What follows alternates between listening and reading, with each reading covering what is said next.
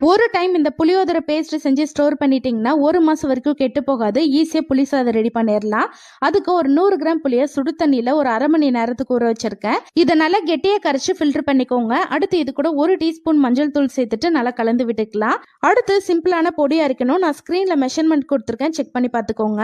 எல்லா பொருளையும் வானல்ல சேர்த்துட்டு லோ ஃபிளேம்ல ஒரு 2 நிமிஷத்துக்கு நல்லா ஃப்ரை பண்ணிட்டு இதை அப்படியே மிக்ஸி ஜாருக்கு மாத்திட்டு பவுடர் பண்ணிக்கோங்க. அடுத்து ஒரு பெரிய வானல் எடுத்துக்கோங்க. அதுல ஒரு 100 ml நல்லெண்ணெய், 2 டேபிள் ஸ்பூன் கடுகு, 4 டேபிள் ஸ்பூன் கடலைப்பருப்பு, 6 டேபிள் ஸ்பூன் வேர்க்கடலை சேர்த்துட்டு இது கூடவே ஒரு 7 காஞ்ச மிளகா, கொஞ்சமா கருவேப்பிலை, பெருங்காயத்தூள் சேர்த்துட்டு நல்லா ஃப்ரை பண்ணிக்கோங்க. அடுத்து இதுல கரைச்சி வச்ச புளி கரைசல், தேவையான உப்பு, பொடி பண்ணி வச்ச பவுடரையும் சேர்த்துட்டு மீடியம் ஃப்ளேம்ல ஒரு 10 நிமிஷத்துக்கு நல்லா கொதிக்க விடுங்க. இப்ப லைட்டா திக் ஆகுது.